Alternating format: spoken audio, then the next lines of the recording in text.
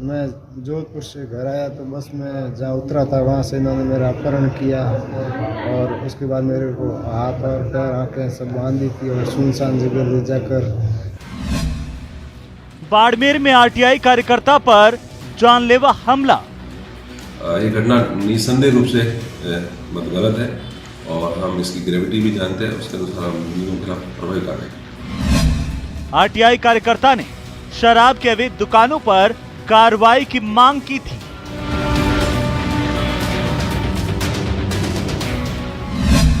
ग्राम पंचायत में भ्रष्टाचार को लेकर के भी लगा रखी थी आरटीआई।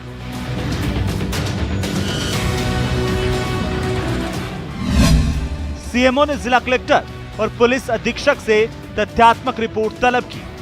अभी तक जो जानकारी आई है कि इन्होंने कुछ आरटीआई में इंफॉर्मेशन जो वहाँ के कोई शराब तस्कर इन्होंने बताया कि उनके खिलाफ मांगी थी और कुछ पंचायत से संबंधित कार्यों की मांगी थी और उससे संबंधित इनका कहना है कि वो लोग हो सकते हैं जिन्होंने की मारपीट की है। आरटीआई कार्यकर्ता पर हमले से आक्रोश। मेरा राज्य सरकार से मांग है कि ऐसे आरटीआई कार्यकर्ता जो कि अपनी सुरक्षा को लेकर चिंतित है और सरकार को समय समय पर सूचित करते रहते हैं, उनकी सुरक्षा पर समुचित ध्यान दिया जाए ताकि ऐसी घटनाओं की पुनरावृत्ति न हो। विसल ब्लोअर्स को भय क्यों? नमस्कार, बहुत स्वागत है आपका। प्राइम डिबेट देख रहे हैं आप, आपके साथ मैं जयपी शर्मा। आरटीआई कार्यकर्ताओं की सुरक्षा को लेकर आशंका उतनी ही पुरानी है जितना पुराना कानून। इसमें कोई शक नहीं है कि पारदर्शिता के मोर्चे पर आम आदमी को मिला अब तक का ये सबसे कारगर हथियार है और बहुत से बड़े बड़े घपलों घोटालों को उजागर करने का काम आरटीआई से ही संभव हो पाया है। भ्रष्ट अधिकारी कर्मचारी इस दबाव में काम करते देखे जाते हैं कि किसी ने आरटीआई में सूचना मांग ली तो क्या होगा। हालांकि आरटीआई की आड़ में ब्लैकमेलिंग के आरोप भी आम हैं, लेकिन जो ट्रू विशल ब्लोअर्स हैं उनका कम से कम 2 मोर्चों पर संघर्ष जग जाहिर है। पहला, आरटीआई हासिल करने के लिए आयोग में जाने के बावजूद लंबा संघर्ष करना और दूसरा, प्रभावित पक्ष से सुरक्षा का हमेशा भय महसूस करना। आरटीआई एक्टिविस्ट पर ताज़ा हमले ने इस बहस को एक बार फिर से छेड़ दिया है। आज प्राइम डिबेट में भी इस पर चर्चा होगी, इन सवालों के जरिए कि आरटीआई कार्यकर्ताओं में भय क्यों, पारदर्शिता आई, कब आएगा सुरक्षा का भाव,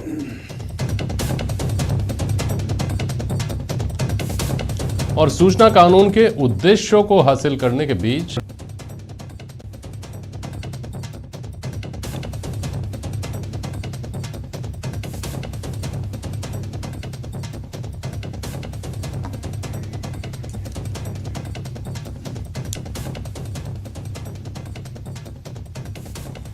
आर तिवारी जी हैं हमारे साथ, कांग्रेस के प्रवक्ता। मुकेश पारिक साहब हैं भारतीय जनता पार्टी के प्रवक्ता और अवधेश आकोदिया जी हैं वरिष्ठ पत्रकार। नंदलाल व्यास जी भी हमारे साथ जुड़ रहे हैं, आरटीआई कार्यकर्ता। नंदलाल जी को आवाज़ आ रही है क्या मेरी? नंदलाल जी बोलिएगा अगर आपको आवाज़ आ रही हो तो। ठीक है, मैं आता हूं आपके पास। नंदलाल जी, आपको जब मेरी आवाज़ मिले तो आप बोलिएगा। आर तिवारी जी, आरटीआई कार्यकर्ताओं का ये जो आरोप है कि वो सुरक्षा को लेकर हमेशा चिंतित रहते हैं, ये आरोप नया भी नहीं है। ये आरोप पिछली सरकारों में भी लगता रहा है, केंद्र सरकार को लेकर भी लगता रहा है। सवाल अभी इसलिए गहरा उनकी तरफ से उठाया गया है कि जिस पार्टी की सरकार ने उनको इतना बड़ा सुरक्षा का, इतना बड़ा पारदर्शिता का हथियार दिया, उसको इस बात की भी चिंता करनी चाहिए कि वो सुरक्षित तरीके से अपना काम भी कर सकें। आर तिवारी जी।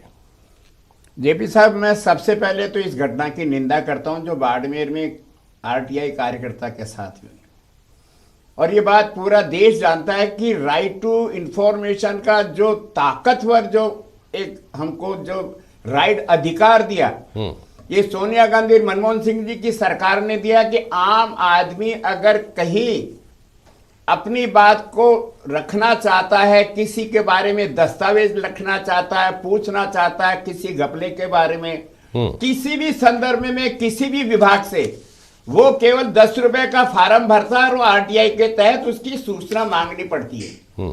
और राजस्थान में आरटीआई के तहत बहुत सारे लोगों ने काम किया। मैं तो उनको बधाई देना चाहता हूं कि सच्चाई को लाने के लोगों को अपनी जान पर भी आ गई तो वो भी पीछे नहीं हटे।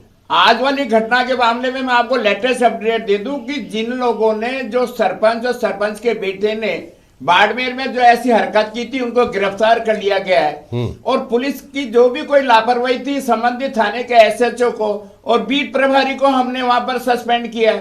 राजस्थान के जननायक अशोक गहलोत की सरकार में अपराध कैसा भी हो, हमने कभी उन अपराधियों को पकड़ने में कोताही नहीं बरती। कल रात की घटना है, घटना बड़ी दर्दनाक है, हम उसकी निंदा करते हैं, लेकिन फिर कहना चाहता हूं, सच के लिए हमेशा आगे कांटे आते हैं। देश में कैसे कैसे घोटाले हुए हैं, ये केवल राजस्थान में नहीं, मध्य प्रदेश में, उत्तर प्रदेश में और गुजरात में भी हैं। लेकिन फिर भी मैं कहना चाहता हूं कि देश में संविधान के अंदर हमने सूचना का अधिकार दे करके उस सबसे कमजोर आदमी को भी हमने इतनी बड़ी ताकत दी। नहीं तो कोर्टों के चक्कर, थाने के चक्कर लगाते थे, अफसर सुनते ही नहीं थे, बाबुओं का कोई हाल ही नहीं तक पर्चा फाड़ देते थे। मुकेश पारिक जी, दो बातें हैं। आर तिवारी जी की पार्टी जो कह रही है और आर तिवारी जी यहाँ कह रहे हैं, पहली बात तो त्वरित कार्रवाई अगर संभव है तो कांग्रेस के राज में संभव है। दूसरी बात, इस तरह के हमले, इस तरह के आशंका, इस तरह का असुरक्षा का माहौल भारतीय जनता पार्टी की सरकार में कहीं ज़्यादा था। मुकेश पारिक साहब, देखिए, अब बिना आंकड़े के किसी बात को अगर कहा जाए तो उसकी कोई, मैं मानता हूं उसकी कोई वैल्यू नहीं है। इस सरकार में जो देखने में पिछले 3 सालों में अपराधियों के हौसले बुलंद हुए हैं और उन अपराधियों के हौसले बुलंद होने का ही परिणाम ये है कि इस प्रकार की घटनाएं होती है। अभी आर तिवारी जी ने जो बातें बताई, जयपुर जो प्रदेश की राजधानी है, वहां का आंकड़ा जो सरकार के द्वारा जारी होता है, उसमें आप देखें तो अपराध में 27% वृद्धि हुई है गत वर्ष की तुलना में। हत्या की बात करें तो 23% की वृद्धि हुई है। डकैती की बात करें तो 100% की उसमें वृद्धि हुई है। लूट की बात करें तो 23% की उसमें वृद्धि हुई है। नकबजनी की बात करें तो 23% की वृद्धि हुई है। ये आंकड़ा जयपुर कमिश्नरेट का है, जो राजस्थान की राजधानी में हम बैठे हैं। देखिए, बड़े दुर्भाग्य से हमारे प्रदेश की स्थिति ऐसी हो गई कि जिस प्रकार से पहले बिहार आदि यूपी और उन स्टेट्स की जब हम बात करते थे तो वहां पर अपराध के बारे में बात होती थी। पहले पिछले 3 सालों में बजरी माफियाओं का आतंक रहा। उसके बाद जिस प्रकार से आज की तारीख में ये ऐसी प्रदेश में स्थिति बन गई है कि घरों में हमारी महिलाएं, माता बहनें सुरक्षित नहीं है, मंदिर में पुजारी सुरक्षित नहीं है, थानों में पुलिस सुरक्षित नहीं है। ये कौन सी बात कर रहे हैं सरकार की? कुल मिलाकर आपका राज राम राज नहीं था मुकेश पारिक जी, आपका राम राज उत्तर प्रदेश में भी नहीं है, जहां योगी मोदी की डबल इंजन की सरकार है। वहां हाथरस में लड़की को मार दिया जाता है, पुलिस की मौजूदगी में, पुलिस के संरक्षण में माँ बाप को लाश भी देकर के उसको जला दिया जाता है। आप यहाँ पर आरटीआई वाले मामले पर बात करो। अपराध के लिए कांग्रेस या कोई भी अपराध मुक्त भारत की बात कोई नहीं कर रहा है। हमने ये कहा है, राजस्थान में जननायक अशोक गहलोत की सरकार में अपराधी को बेलगाम नहीं छोड़ा जाएगा, उसको गिरफ्तार किया जाएगा, उसको जेल की शिकंजों में बंद किया जाएगा। और जो जरूरी है, देखिए जिस प्रकार, हाँ बोलिए मुकेश पारिक साहब, आप बोलिए। हाँ, बजरी माफियाओं ने जिस प्रकार से हमारे पुलिस वालों की हत्या की, थानों में घुसकर पुलिस की पिटाई की, आप देखिए राजस्थान में एक रिकॉर्ड बना है कि प्रतिदिन पुलिस की पिटाई की घटना प्रतिदिन हुई है। तो ये कौन सी बात कर रहे हैं? कौन सी जो बात अभी एक आप, मैं मुख्यमंत्री जी का एक आपको बयान बताता हूं। मुख्यमंत्री जी ने अभी 2 दिन पहले एक बयान दिया, उसमें कहा कि मैं बड़ा चिंतित हूं कि झूठे मामले बहुत दर्ज हो रहे हैं। अब आप देखिए, एक प्रदेश का मुखिया अगर ये कह रहे हैं कि झूठे मामले दर्ज हो रहे हैं, इसका मतलब आपके अनुसंधान में कमी है। ये राष्ट्रीय आयोग ने कहा है 44% महिलाओं के मामले झूठे पाए गए हैं। मुकेश पारिक, राष्ट्रीय अनुसंधान में कमी, राष्ट्रीय अपराध आयोग ने कहा, इसमें मुख्यमंत्री जी का क्या लेना देना? मुख्यमंत्री जी के पास जो दस्तावेज है वो बोल रहे हैं कोर्ट में उनको सजा दिलाई जाए अगर कोई झूठे, उसके तो प्रावधान है आपका जो सरकार। अरे अनुसंधान से जो पता लगेगा वो सच है या गलत है, या डायरेक्ट किसी को फांसी की सजा दे दी जाए। भारत में संविधान का शासन है, कानून का शासन है, या तानाशाही नहीं है। मुकेश पारिक जी, आप मुद्दे की बात नहीं कर रहे हैं। आप सुनिए, मैंने आपकी पूरी बात सुनी है, आपकी मैं फिर सुन लूंगा। लेकिन जब मुख्यमंत्री जी ऐसी बात कहते हैं तो बड़ी चिंता होती है कि क्या ऐसे पुलिस अनुसंधान सही नहीं कर रही है। अगर झूठे मुकदमे दर्ज हो रहे हैं तो झूठे मुकदमे दर्ज करने वाले को खिलाफ आपको उसको सजा होनी चाहिए। एक मिनट पारिक साहब, एक मिनट पारिक साहब, एक मिनट जी। ये करें, नेशनल क्राइम ब्यूरो की रिपोर्ट के मुताबिक देश में 44% मुकदमे झूठे दर्ज हो रहे हैं। देश में, केवल राजस्थान की बात नहीं है। तो उसकी जिम्मेदारी कौन लेगा? देश में तो आपका राज्य है, केंद्र में भी आपका राज्य है, दूसरे प्रदेशों में भी आपका राज्य है। लेकिन साथ ही एक मिनट सुनिए Mukesh Pareek, law and order किसका विषय है? पारिक साहब सुनिए, लॉ एंड ऑर्डर पर आते हैं, सुनिए तो एक मिनट। लेकिन तिवारी जी, ये हमला झेलते हुए राजस्थान की सरकार को, ऐसा नहीं है कि कोई महीने 2 महीने हुए हैं, ये हमला भारतीय जनता पार्टी पिछले 1.5 साल से कर रही है लगातार आपके ऊपर कि राज्य में कानून व्यवस्था की स्थिति बहुत खराब है, मुकदमों की संख्या हमारे समय इतनी थी, अब इतनी हो गई। आप लोग कहते हैं कि चूंकि हमने FIR की व्यवस्था को बहुत सुगम और सशक्त बना दिया है, इसलिए मुकदमे दर्ज ज़्यादा हो रहे हैं। तो भाई साहब, जो झूठे मुकदमे दर्ज हो रहे हैं उनकी जवाबदेही के लिए, जिम्मेदारी के लिए भी तो कानून लाना चाहिए। और कानून तो चलिए बहुत बड़ी बात हो गई, आगे की बात हो गई, ये डेटा भी तो कहीं ना कहीं होगा। सुनिए मुकेश पारिक, सुनिए, ये डेटा भी तो कहीं ना कहीं जाहिर किया जाना चाहिए कि मुकदमे ज़्यादा तो दर्ज हुए, लेकिन देखिए इतने सारे मुकदमे झूठे पाए गए, अधिकांश मुकदमे उनमें झूठे थे। ये डेटा भी कहीं ना कहीं जाहिर होना चाहिए। RR तिवारी जी, इसमें कोई दो राय नहीं है कि नेशनल क्राइम ब्यूरो का तो जो देशव्यापी सर्वेक्षण था, उनमें उन्होंने खुद ने कहा 44% जो अपराध के मामले दर्ज होते हैं वो झूठे पाए जाते हैं। राजस्थान भी इससे अछूता नहीं है। मैं आपकी इस बात से सहमत हूं, और राजस्थान के पुलिस कमिश्नर को या DG को इस मामले में राजस्थान का पक्ष रखना चाहिए कि और फिर मैं कह रहा हूं मुकेश पारिक जी, वसुंधरा राजे जी के राज में कोर्ट की शरण लेनी पड़ती थी, थाने से भगा दिया जाता था। जननायक अशोक गहलोत ने SP की जिम्मेदारी दी है। अगर कोई मुकदमा दर्ज नहीं होगा तो SHO सस्पेंड होगा। आपके भारतीय जनता पार्टी के शासन में कोर्ट के अंदर से इस्तेगाशे के माध्यम से, और इसलिए आप कहते हो कि राजस्थान में क्राइम का हमारा जो सूचकांक बढ़ रहा है, इससे संपर्क नहीं हो पा रहा। अब अवधेश आकोदी आपके पास आ रहा हूँ। अवधेश आकोदिया जी, 15 साल पुराना कानून हो गया और इसकी मजबूती की, जो जिस तरह से कारगर कानून साबित हुआ है उसकी चर्चा होती है, उसका फायदा भी लोग उठाते हैं। लेकिन उसके साथ ही इससे जुड़े हुए या तो असुरक्षा की जो बात आती है, RTI कार्यकर्ता बार बार कहते हैं कि सुरक्षा दी जाए, सुरक्षा दी जाए, सुरक्षा दी जाए, या तो उसकी चर्चा होती है, या फिर इसका जो गलत इस्तेमाल भी हो रहा है वो चर्चा में रहता है। इस कानून का अब तक का जो दशा दिशा रही है उसके आगे, उसके हिसाब से क्या भविष्य देखते हैं? अवधेश आकोदिया। देखिए JP जी, जिस तरह का ये कानून बना निश्चित रूप से कारगर कानून है, और इससे जैसा आपने शुरुआत में कहा कार्यक्रम की, बहुत सारे खुलासे RTI एक्ट के माध्यम से ही हुए। लेकिन जैसे जैसे इसका प्रयोग बढ़ता गया, कई पेशेवर लोगों ने ऐसे ब्लैकमेलिंग का एक टूल बना लिया। तो ये भी एक बहुत खतरा है इस कानून के लिए, क्योंकि इस मकसद के लिए इसको नहीं लाया गया था कि लोग सूचनाएं एकत्रित करके और किसी को ब्लैकमेल करके उससे उगाही करने का काम करें। और दूसरा जो बड़ा खतरा है, जो वाकई में असली तौर पर RTI एक्टिविस्ट के तौर पर काम कर रहे हैं, और उनका मुख्य काम ही है कि सूचनाएं बाहर आए, गोपनीय नहीं रहे, पूरी पारदर्शी तरीके से सूचनाएं बाहर आए। उन लोगों के ऊपर जिनको सूचनाएं बाहर आने से खतरा रहता है या एक्सपोज होते हैं, चाहे वो अपराधी हैं, चाहे वो ठेकेदार हैं, या उस तरह की सरकारी सिस्टम में जो भ्रष्टाचार पनपता है, जिनके माध्यम से पनपता है, जो लोग इसको संरक्षण देते हैं, उन लोगों को जब उनसे खतरा लगता है तो उनके ऊपर हमले होते हैं। और ये किसी एक प्रदेश की बात नहीं है, और पिछले 2-3 साल की बात नहीं है। जब से कानून बना है, इस तरह की घटनाएं लगातार सामने आती हैं।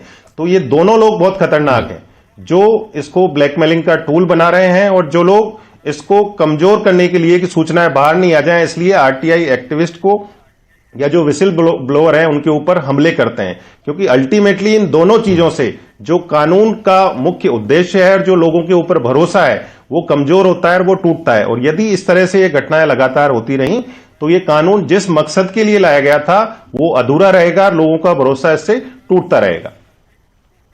ठीक है मुकेश पारिक साहब, ये तो एक पहलू हुआ सुरक्षा का। दूसरा पहलू RTI कानून की प्रासंगिकता को ही कमज़ोर करता है, और वो ये है कि अगर सूचना नहीं दी जाती है, सूचना देने से मना कर दिया जाता है, टालमटोल की जाती है, तो तरीका एक ही बचता है कि आयोग में जाइए, शिकायत करिए। आयोग में 2-2 साल 3-3 साल की तारीखें मिलती हैं। आज आप कोई वहाँ पर जाकर शिकायत करिए, मुकदमा करिए, तो उसकी तारीख मिलेगी आपको 2 साल बाद की। 2 साल बाद उसकी सुनवाई होगी, 3 साल बाद उसकी सुनवाई होगी। उसके अलावा कांग्रेस इस बात को लेकर बहुत हमलावर रही थी। आपको याद होगा 2019 में जब आपने संशोधन किया था 2005 के एक्ट की धारा 13 और 15 या 16 में, और उसमें आप लोगों ने उनका दर्जा जो चुनाव आयुक्त के समकक्ष, जो कि सुप्रीम कोर्ट के जज के समकक्ष माना जाता है, उसको घटा दिया था, केंद्र के हाथ में नियुक्ति ले ली थी, उनका कार्यकाल आप लोगों ने तय करना अपने पास जब ले लिया था, तब ये माना गया था कि यह एक्ट कमज़ोर होगा। अगर हम एक ऐसे एक्ट को जो सबसे ज़्यादा कारगर एक्ट आज़ादी के बाद का माना जाता है आम आदमी के लिए, उसको इस तरह से कमज़ोर करेंगे तो फिर बेहतर परिणाम की उम्मीद कैसे कर सकता है आम आदमी का? तो ये हमला तो लगातार कांग्रेस आपके ऊपर करती रही है, मुकेश पारिक साहब, आपकी पार्टी के ऊपर। देखिए, कोई भी एक्ट बनता है, अभी अवधेश जी ने बड़ा विस्तार से अच्छी बातें बताई। जब कोई भी एक्ट बनता है तो उसका विश्लेषण होता रहता है और उसके विश्लेषण के आधार पर ही उसमें और क्या पावर बढ़ाने हैं या कम करने हैं, ये सरकार अपने अच्छे से विश्लेषण करके ही इस प्रकार के निर्णय करती है।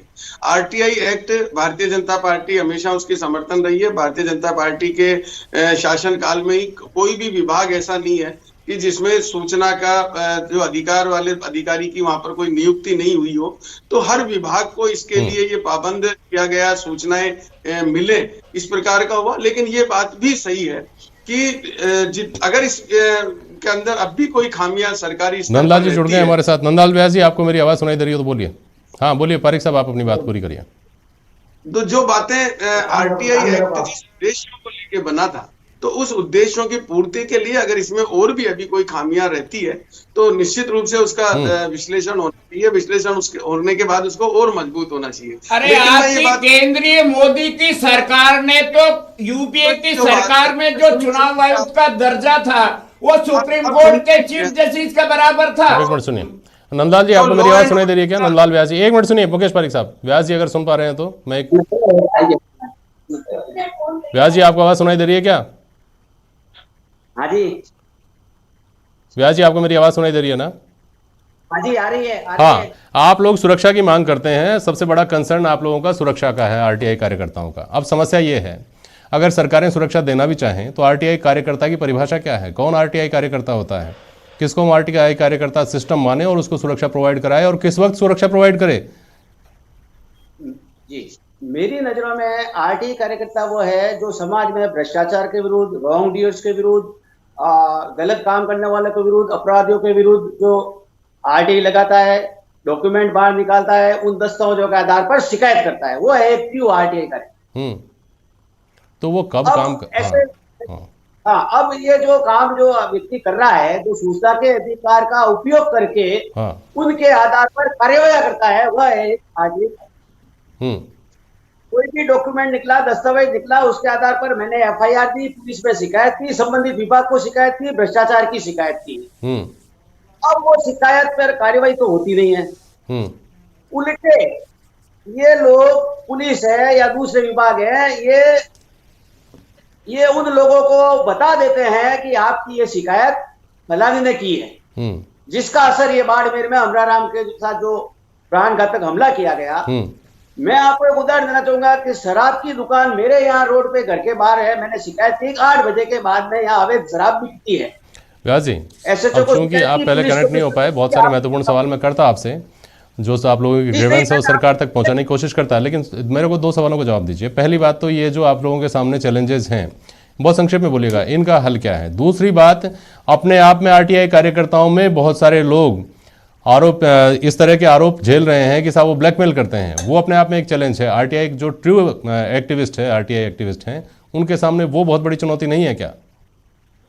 जी, वो तो इतनी बड़ी चुनौती है कि ये सारे एक रूप हो गए हैं। सारे भ्रष्टाचारी आपराधिक लोग, पुलिस संगठन के कुछ लोग, उन्होंने एक ये भ्रांति फैलाई है कि साहब फलाना आरटीआई कार्यकर्ता ब्लैकमेलर है। अरे साहब, मैंने क्या, मैंने एक आरटीआई लगाई, दस्तावेज निकाले और मुकदमा कराया, ठीक है ना साहब। अब उस मुकदमे में मुझे कहा जा रहा है मैं ब्लैकमेलर हूं, तो ब्लैकमेल हुआ क्यों भैया? उसने क्या ऐसा गलत काम किया? अगर मेरे पे ये आरोप है कि मैं ब्लैकमेलर हूं, तो वो जांच हो जाए उस आदमी ने क्या गलत काम किया। वो तो जांच होती नहीं, और आरटीआई कार्यकर्ताओं को बदनाम करने का एक सुनियोजित प्रयास किया गया है। ठीक है, ठीक है, बहुत शुक्रिया आप सभी का, नंदलाल व्यास जी, और आप सभी मेहमानों का बहुत बहुत शुक्रिया आज प्राइम डिबेट में शामिल होने के लिए। आज के लिए बस इतना ही, नमस्कार।